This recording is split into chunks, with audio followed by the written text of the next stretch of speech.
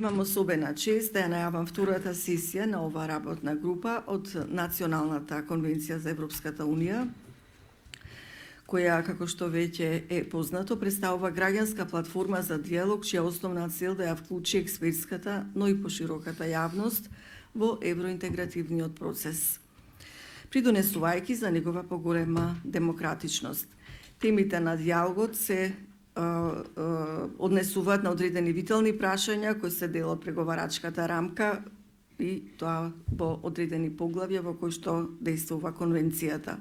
Од досегашното искуство може да заклучиме дека од овој структуриран диалог бенефит имаат сите засегнати страни, односно институциите кои го прифатија диалогот и се редовни учесници во многобројните активности на конвенцијата.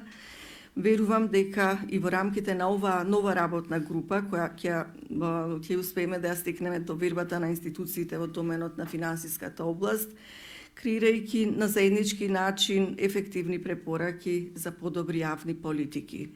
Ќе повторам дека оваа платформа по својата природа е граѓанска иницијатива која создава нови можности и за граѓанските здруженија, за тие да може да ги изразат своите гледишта лице во лице со носителите на одлуки и другите значајни фактори од тематската област.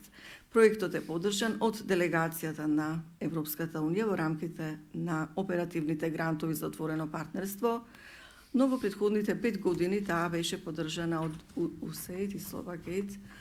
Овде би сакала да го поздравам и амбасадорот на Република Словачка, кој што денес е присутен на оваа сесија. Освен оваа работна група, во актуелниот момент активни се работните групи за поглавјето 23-24, кои до сега одржа по 12 сесии. Националната конвенција е активна и во поглавјата 11 земјоделство и рурален развој и поглавје 27 животна средина. Диалогот во Националната конвенција се води врз база исклучиво врз база на стручни аргументи, што обезбедува меѓусебна почит на членовите на работните групи и покрај можните нивни разлики во идеолошките и политичките ориентации. Работната група 6 ги опфаќа поглавјата 5, јавни набавки, поглавјето 18, статистика и поглавјето 32, финансиска контрола.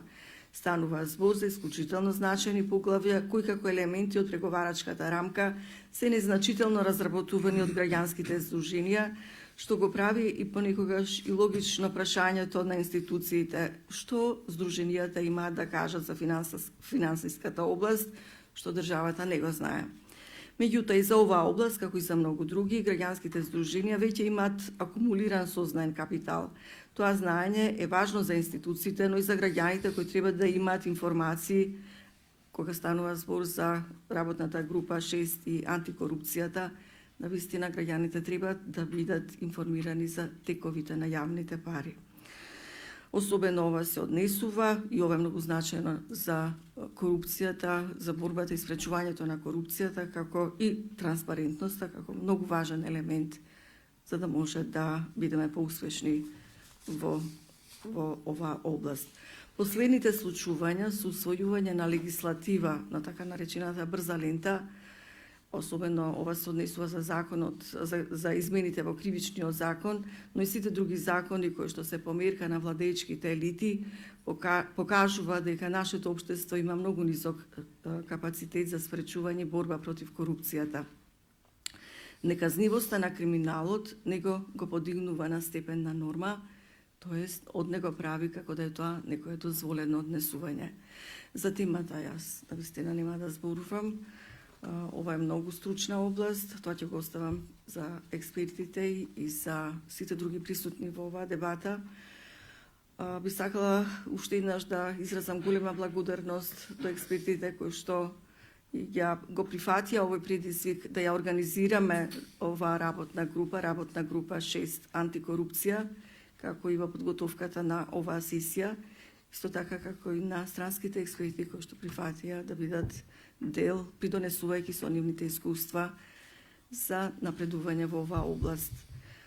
Според методологијата на работење на Националната конвенција, мојата улога овде престанува како национален координатор на на конвенцијата, ова улога на водење, на копредседавање со националната конвенција ќе му припадне на мој драг колега Александар Кажаловски. Се надевам дека во идната сесија ќе имаме представники од релевантните институции, затоа што вообичаено работните групи се модерираат, се копредседаваат со еден представник на граѓанско здружение и со еден представник на институциите. Од мене толку, посакувам успешна работа и плодна дебата. Повелете, Александар. Благодарам, Милева. Мојата улога тука е да ја водам ова прва сесија на овај денешна работна група и која се вика антикорупција, и заради тоа сум јас главно тука, заради работата на МЦМС во областа на корупција, но оваа работна група ги опфаќа поглавјата 5 за јавни набавки, поглавјето 18 статистика и поглавјето 32 за финансиска контрола, на која најмногу се осврнуваме денеска, бидејќи темата е фискална политика заснована на правила, значењето и улогата на јавните финансии во евроинтегративниот процес на Република Северна Македонија. Јас сум малку лаик на таа тема, ама среќа имаме одлични експерти да не воведат во темата, иако како електроинженер, посебно од оваа перспектива на 2012 години директор на МЦМС, сум се чудел зошто во школа не сме учеле биланс на состојбен успех.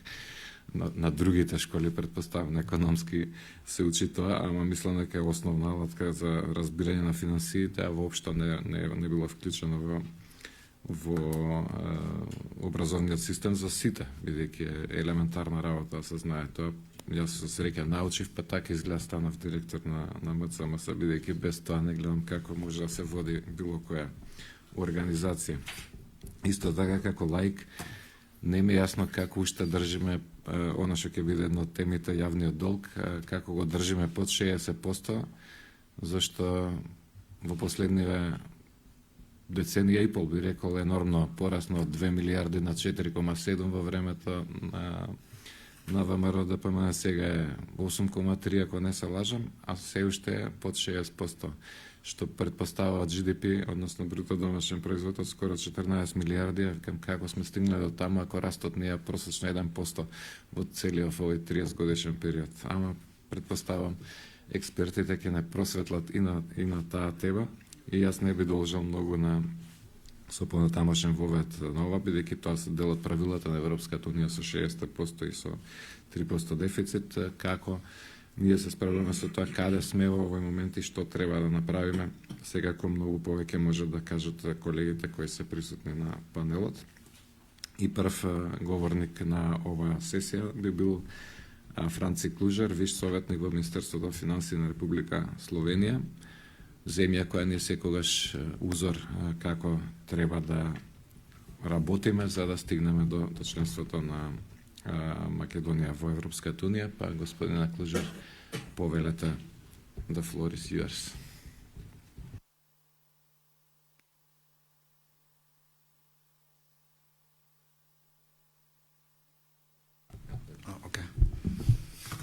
Hvala za povabilo.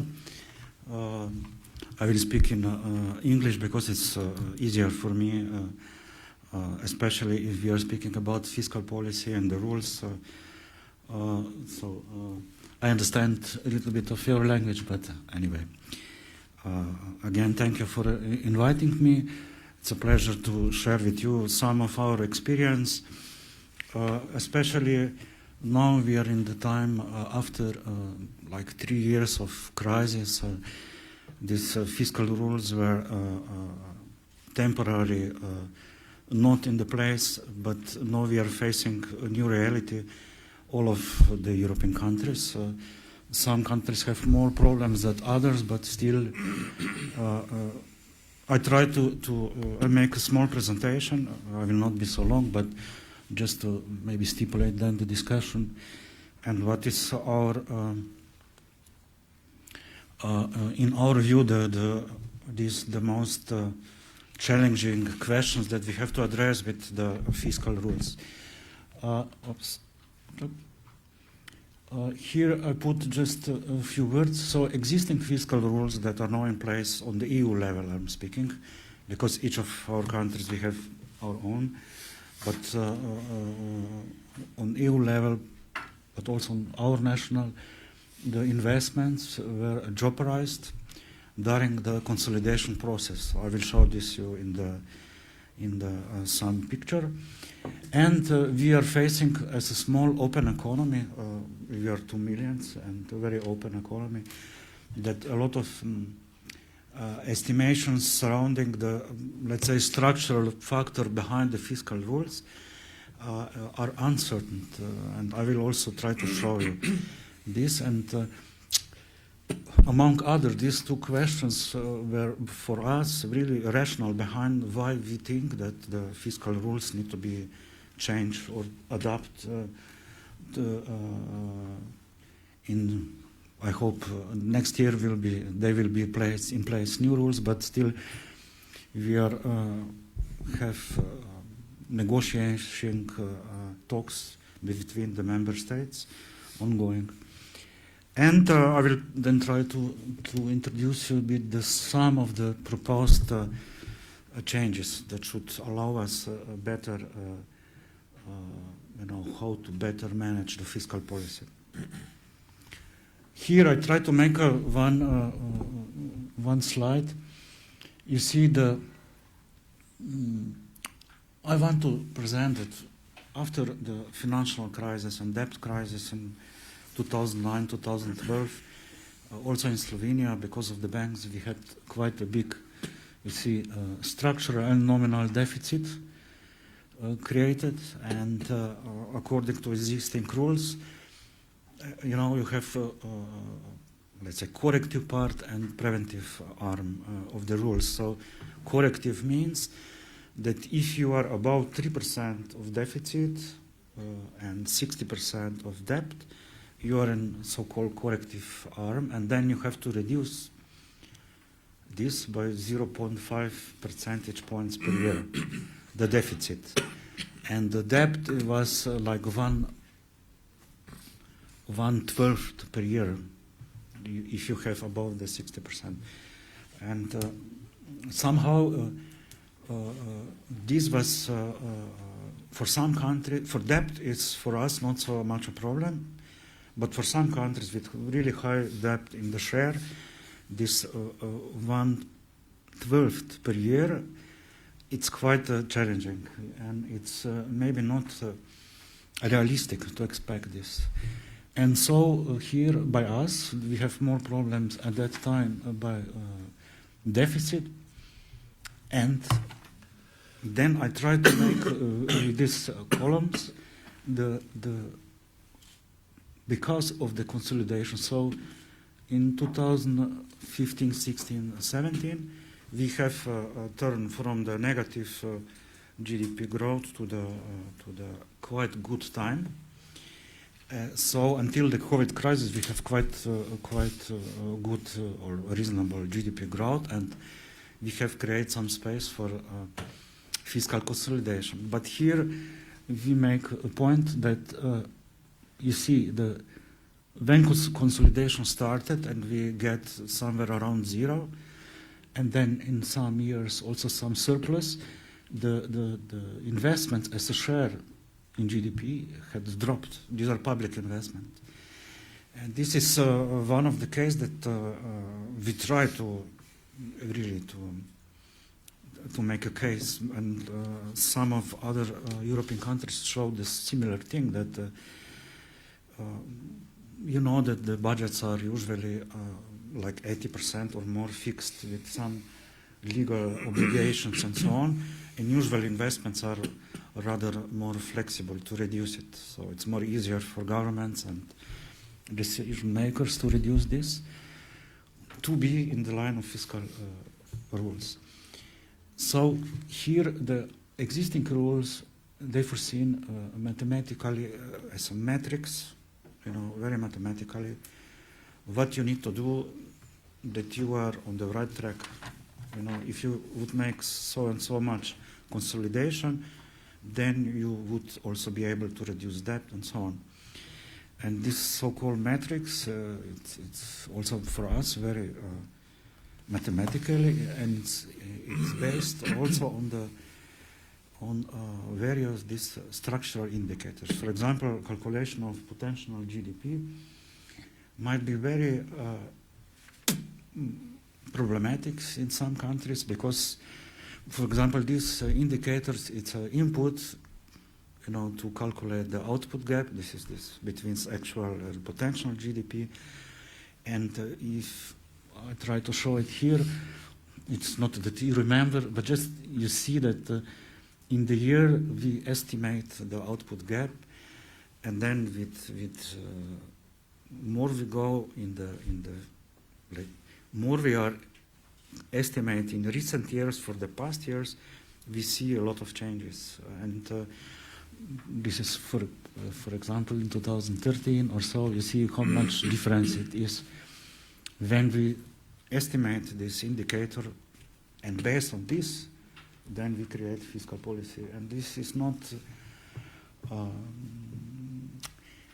this is open for discussion, because then if you make ex post assessments, in some cases you can see that you have made maybe too much consolidation effort, and you reduce the fiscal space for example, investments. But of course, this could be also contrary. So it depends if the times are worse when you are calculating these indicators. Also, this space could be jeopardizing that you would plan for the future to spend more than you should. So in that sense, the new fiscal rules try to, at least this is proposal, no, it's not, they try to stick by 3% and 60% of GDP in the, let's say, if you're about this, it's still, we need to reduce this deficit by 0.5 per year, no, that we are in correct path. But then what is here important is what to do after you are below this 3%. And these are then so-called structural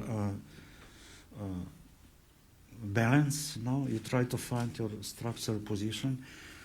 And here the new fiscal rules should go more in the sense that we are able to have more gradual path for consolidation. What it means that we have now, each spring we create so-called stability programs for 3 years, and we follow the 3 years medium-term objective. It's like a structural balance that we need to achieve in 3 years. But now this period would be prolonged to 3 years, and what is new is that if the country proposes some major investments or some reforms, like a pension reform, then you could extend this period for some years, and it means that you have, 7 years of fiscal adjustment. So if, in practical sense, the calculation behind are still uncertain, but instead of 1 percentage point in the reduction, for example, in deficit, structural balance, you could have like 0.6 or 5 if you introduce some reforms. And this, I think, it's also we are thinking it's a way forward and stipulate countries to make some reforms that are maybe not so in favor, but still we need to do them. Of course, here are open many questions for debate, like how we could measure this, what are the outcomes of reforms, what are effects, and so on. So it is a lot of questions open. Then the proposal is that we go away from we have structural balance, structural effort, we have expenditure benchmark, and so on. We have quite some set of indicators. Now the Commission had proposed that we have one indicator. It's like nominal growth of national primary expenditure. It means that we put out the interest rates, the expenditures for interest rates, and everything what is co-financed outside national budget.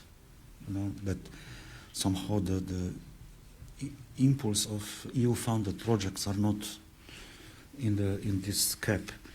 And such a defined growth should be fixed for this period of fiscal plans, and we would need only report annually if we achieve these measures. Still behind it's open how this is calculated. It is still very a lot of critics is on the DSA. This is debt sustainability analysis, because also this analysis has as input indicators like potential GDP and so on that might cause some troubles. But what is important is that the everything would be really like based on risk assessment. If the country is assessed as a high risk country, then the adjustment would need to be higher. And this would not be for the long-term period like it was now, but also in the mid-term period. So it is like if you have 4 years of plans, then you need to show with the analysis that after these 10 years, your debt should decline. It might not go below 60, but it should have a stable path of declining. And then you will make some tests, and if this is everything okay, then you will categorize between low or high or medium-term risk. But these are also a lot of technical questions. What is here important also for us is that aging costs related pension reforms, health reforms, long-term care reforms that are very urgent because of demographic changes, also by us. These are one of the main elements that cause us risky country. So we need to introduce this reform. Here I will stop. That's just a little bit, what is now under the discussion. So if you have then some questions, I could answer you, but this is from my side. Thank you. Thank you, Mr. Клужар. Благодарам господине Клужар за вовето од европска перспектива која е во реформи самата, потресена од неколкуте рунди кризи од фискалните 2008 па до другите 13-14 имигрантските кои афектираат што се случува во полето на финансиите и во Европската унија. Подсетувањето дека веројатно остануваат овие главни индикатори за 3% дефицит годишен на земјите членки и држање на долгот под 60%, иако знаеме дека во моментов барем половината од членките се над тој лимит, некои се близко до 100%, Грција е 140% од бруто домашниот производ, но еве се неговите реформи да не се гледа веќе година за година, туку барем 4 години со флексибилност до 7 да се балансираат финансиите и дека веројатно ние ќе треба да се прилагодуваме на таа динамика како ќе се приближуваме до Европската унија. Но да продолжиме понатаму, видиме каква е ситуацијата во Македонија со господинот Глигор Бишев, кој ќе го представам како што е во агендата, професор и сегашен председател на Фискалниот совет на Република Северна Македонија. Зашто ако продолжиме со се ништо поменал низ државните и приватните институции во финансиите, ќе ни треба цела сесија само за представување. Повелете, господин Бишев. Благодарам. Мене ми е навистина чест и задоволство денеска да предискутираме за фискалните предизвици и фискалната политика заснова на правила и незиниот придонес во конвергенција на македонската економија кон Европската унија. Јас сакам да истакнам дека Фискалниот совет е во фаза на институционално конституирање. парламентот ја донесе одлуката пред 45 дена, така да ставовите што ќе ги изнесам овде не можат да бидат ставови на фискалниот совет, затоа што уште истите не се изградени, меѓутоа ставовите што ќе ги изнесам се базираат на два труда. Едниот труд беше презентиран во јуни во Македонската академија науки и уметности и таа беше во авторство на Фатмир Бесими, Глигор Бишев и Александар Стојков. И другиот труд во моје авторство беше презентиран на меѓународна конференција во Будимпешта претходната година. Значи, прво, денеска скоро и не постои земја што води дискрециона било фискална, било монетарна политика. Значи, без обзир какви се правила усвоени, носителите на економските политики, поготово фискалните и монетарната, тие сакаат амбиентот за стопанисување да го направат предвидлив. И економските субјекти да знаат каква е нивната функција на реакција, за да нема изненадување. Бидејќи ако има изненадување, ниту домашните, ниту меѓународните инвеститори не би инвестирали.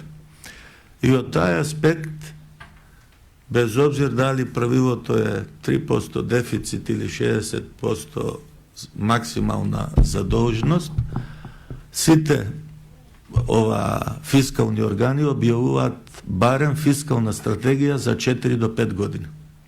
И од таа фискална стратегија може да се види и буџетскиот дефицит, и задолженоста, и дали носителите на фискалната политика се придржуваат кон тие правила. И овој модел се воведе на крајот од 80-тите, почетокот на 90-те години, како резултат на високата инфлација во 70-те и 80-те години. И, значи, првото фискално правило е така нареченото златно фискално правило, кое што на долг рок вели буџетскиот дефицит треба да е еднаков на нула. Меѓутоа, појдовна основа за ова фискално правило е перцепцијата дека пазарната економија и капитализмот на долг рок сами обезбедуваат економски раст. И растот е на ниво на потенцијалниот раст во кој што се ангажирани сите фактори на производство. А фискалната политика треба да обезбеди што пониски даноци, треба да седи на задното седиште, приватниот сектор е тај што го генерира растот и вработеноста и само во услови на рецесија, на краток рок, тој таа треба да ускочи, да направи дефицит и потоа кога ќе се забрза растот, да направи суфицит и на долг рок скоро и да нема долг, да нема задолжност. И Република Северна Македонија од самото осамостојување на независноста во принцип, иако не беше објавено, го почитуваше оваа правила. Значи, ако се исклучат транзиционите години на ова одвојувањето и распадот на поранешната држава, кога имаше огромни фискални дефицити ради тој шок, ако видите вие во периодот од 96 година до 2009 Македонија фискалниот дефицит се приближи скоро на нула. Потоа дојде 2001 година, шокот на интерниот конфликт, буџетскиот дефицит отиде енормно, високо околу 7,5%, завеќе од 2004 година повторно се приближиме на нула и 2006 и 2007 имаме фискален суфицит. И потоа доаѓа и оно што е уште побитно, буџетските приходи и расходи во Македонија се движат меѓу 30 и 33% од БДП. Доаѓа 2008-2009 година, најголемата рецесија во светската економија, која збриша две дотогашни вистини. Првата вистина дека пазарот не е доволен да обезбеди вработеност и економски раст на ниво на потенциалниот раст и тука е потребен државен интервенционизам. И второ, дека фискалната политика на долг рок треба да го одржува фискалниот капацитет, за да економијата ја одржува на ниво на потенцијалниот раст, а без при тоа да се презадолжи. Во Европската унија, имајќи дека таму потенцијалниот раст е проценет на 2,2 процентни поени, се потврдија фискалните правила дека максимум на долг рок може да дојде до 3% буџетски дефицит, 60% незадолжност, меѓутоа во услови на сериозна криза, као што беше ковидот, се отстапи од нив и исто така клучно е да покажете тренд дека вие се справувате со фискалните предизвици без да ја подкопате растот на економијата. И сега, како од тој аспект стои Македонија? И веќе буџетските расходи и приходи во земјите од Европската унија се на ниво 45 до 48% од БДП. Затоа што новата парадигма е дека државата мора да инвестира и во иновации, бидејќи ако нема иновации нема раст, а иновациите во нови технологии се многу големи, што приватниот сектор сам не може да ги обезбеди. Треба да се обезбеди транзиција во зелена и дигитализирана економија и Европската унија донесе програма и пакт за наредните 5 години со инвестиции од околу, мислам, 2000 милиарди евра. И исто така, значи, да обезбедите, да го намалите ризичноста за приватниот сектор, бидејќи кога инвестира во нови технологии, кои што во новото време се вештачката интелигенција, кои што треба да го движат идниот раст. И најновото е дефрагментација на меѓународните пазари и велиме, ние нема да увезуваме оддалеки непријателски земји производи, ние мора да ги произведуваме овде во нашето соседство. И бидејќи ние сме поскапи, ако се споредиме, државата треба да обезбеди соодветни индустријски политики за да ги привлече таквите инвестиции. Најнова вест е, Германија донесе одлука да субвенционира на Интел 10 милиарди евра за Интел да отвори фабрика за чипови во Германија. И пред да преидам на Македонија, обично сите ние велиме многу сме или малку сме задолжени. Задолженоста е дропка. Во бројителот е долгот, во именителот е растот. И вие можете задолженоста да направите со многу комбинации. Најдобрата комбинација е да ви расте именителот. Второто правило, непишено, што сите фискални органи го применуваат, вашата задолженост расте ако реалните каматни стапки по кои што се задолжувате се повисоки од вашиот реален економски раст. Или номиналните каматни стапки се повисоки од номиналниот економски раст. Значи, предходно модераторот изнесе како, иначе просечниот раст на Македонија за целиот овој период е 2,5%. И прашањето беше како задолженоста ни стагнира или благо расте во такви услови, затоа што до пред кризата Македонија се задолжуваше со 2,25% номинална каматна стапка. А инфлацијата во еврозоната беше околу 2,5% и нашиот економски раст у просек 2,5%. Значи, ние номинално 4,5%, каматната стапка 2,5%.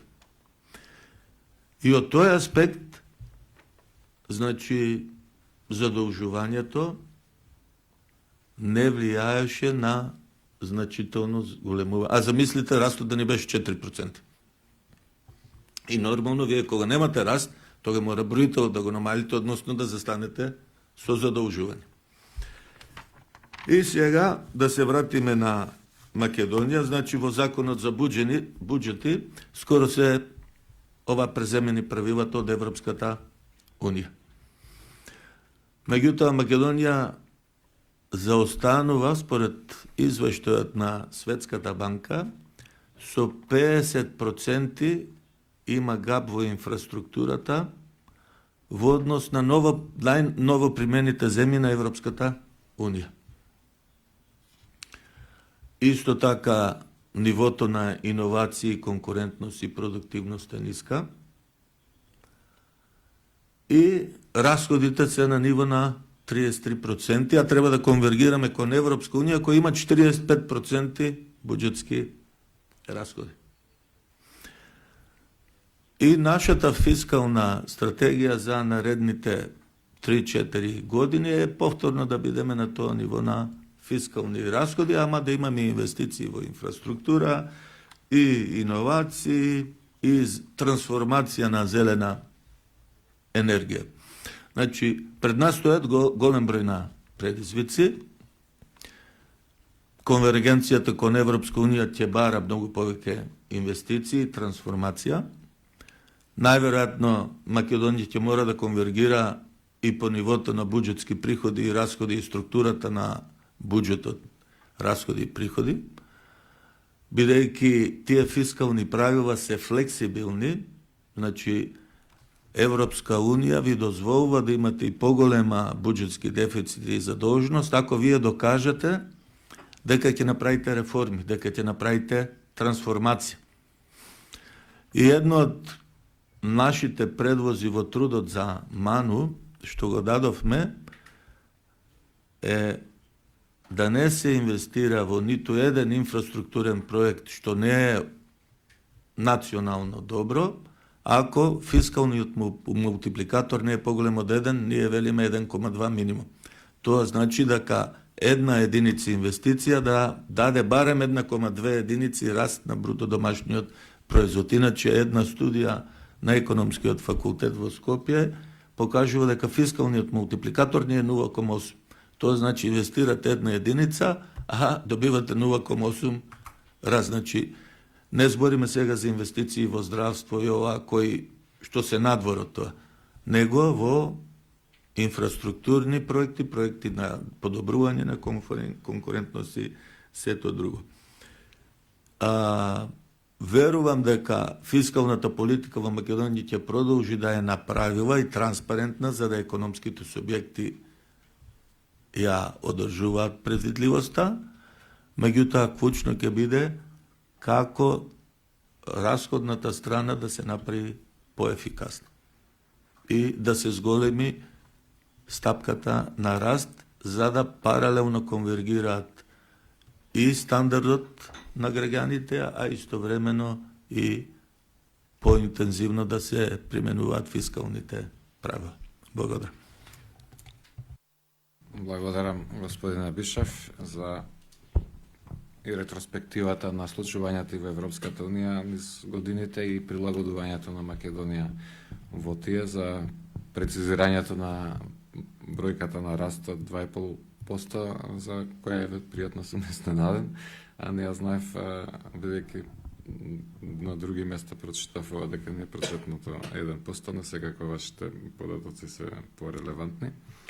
И за предизвиците кои не чекаат, вклучително ова што го најави комесарката фон дер Лајен пред некој ден, дека ќе се планира да се дуплира економијата за една декада, што некој пресмета дека би требало да имаме годишен раст од 7%, па ќе биде интересно како ќе успееме од 2,5% до 7% да го доведеме во овој период, но тоа е предизвикот, можеби некој од овие тајни ќе ни ги каже поранешниот министер за финансии Драган Тевдовски, кој сега продолжува како професор на економскиот факултет во Скопје. Повелете.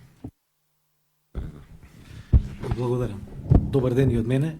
И мене ми представува задоволство што зборуваме на вака важна тема. Ја од почетокот ќе кажам дека јас мислам дека фискалната политика треба да се води на правила, на база на правила, посебно во земји со институционален капацитет, како што се во нашиот регион. Сега огромното зголемување на јавните долгови на секаде ги враќаат во мода и ја враќаат дискусијата за фискалните правила.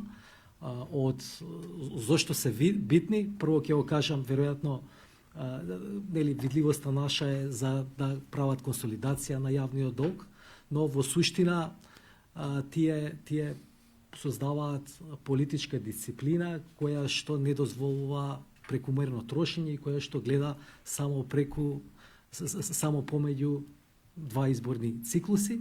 Исто така го подобруваат кредибилитетот на фискалните политики, враќаат доверба на инвеститорите и слично. Сега, јас внимателно ги слушав и господинот Клужер и господинот Бишев и мислам дека сакам да потенцирам во основа две работи. Прво, да сватиме што прави ЕУ и што јас мислам дека треба тука да правиме. Прво, кај фискалните правила е многу важно тие да бидат паметно дизајнирани. Паметно тоа значи дека да водат сметка, да обезбедуваат можности да направат постепена фискална консолидација која што ќе го доведе јавниот долг во разумни рамки, а во исто време да овозможат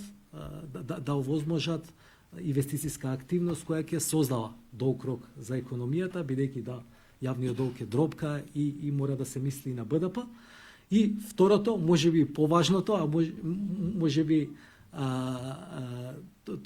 тоа ни помага и подобро да сознаеме што се прави и во ЕУ, тоа е да се почитуваат правилата.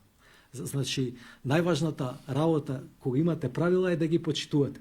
Сега ќе кажам нешто што веројатно не сум го кажувал јавно, некаде 2017 година, 17 или почеток на 18-та, бевме во Министерството за финансии, целиот тим многу загреани за фискални правила и побаравме, викаме, ајде, размислувавме доста, имавме идеи и побаравме одличен тим, побаравме од ММФ да дојде во мисија и да ни помогне да дефинираме фискални правила. И за наша голема среќа дојде по суштина еден од најголемите двајца. Двајца се Копици Симански, значи ги пишуваат трудовите во 90-тите години као What are the Fiscal Rules и слично, и дојде Симански. Значи он беше предводник на таа мисија. Се сеќавам на првиот состанок, значи ние имавме идеи, ми предложивме, он ни рече, видете, погледнете што се случува околу вас, ќе видите колку од правилата се прекршени. Заради тоа, првото нешто што морате да го мислите е како ќе направите да ги почитувате правилата. И неговиот предлог беше дека за почеток направите фискална патека. Направите фискална патека, држете се до патеката и потоа правилата сами ќе ги изградите. И ние се решивме да го почитуваме. Тие 2 години, значи, поставивме фискална патека, може да го видите јавниот долг како бил тие 2 години и инвеститорите тоа го препознаат. После 13 години првпат кредитниот рейтинг беше зголемен 2019 година. Сега, ова ви го кажувам, бидејќи предлогот на ЕУ во основа го содржи основата размислувањето на Симански. Значи, тој во основа вика дека треба да се постави на национално ниво, значи да се гледаат посебно земјите, да се постави среднорочна фискална патека. И они викаат, да, ние не остапуваме од мастришките критериуми, 3% буџетски дефицит и 60% јавен долг, но клучно е вие како земја да поставите една на среден рок, на 4 години или на повеќе, фискална патека која ќе овозможува од една страна консолидација, но и ќе биде избрана да се почитуваат и спецификите на земјата, но и потребите. Ја апсолутно се согласувам дека мора да се мисли на пензиски систем, на здравствен систем, како и приватниот сектор да создава раст. Сега, што е кај нас? Значи, што имаме ние од фискални правила? Тогаш во 2018 година поставивме фискално правило за општините практично тоа беше на приходната страна и во основа приходната страна да биде реална, да не биде премногу надувана, направивме да биде врз база на реализацијата. А законот за буџети во 2022 година во основа ги постави тие мастришки критериуми 3% буџетски дефицит и 60% јавен долг. Но сега 2017-18 година јавниот долг беше 46-47%. Значи, што е клучно, што треба да се потенцира, што последен податок од Министерството за финансии, јавниот долг е 55,8% во третиот квартал. Имаме буџетски дефицит многу над 3% проектиран за оваа година. Според фискалната стратегија имаме буџетски дефицит повисок од 3%, веројатно и наредната година, сега го ќе видиме каков ќе биде буџетот. И последната фискална стратегија на Министерството за финансии 2024-2028 вели дека јавниот долг ќе го пробие 60%, значи ќе го пробие фискалното правило веднаш 2024 и 2025 година.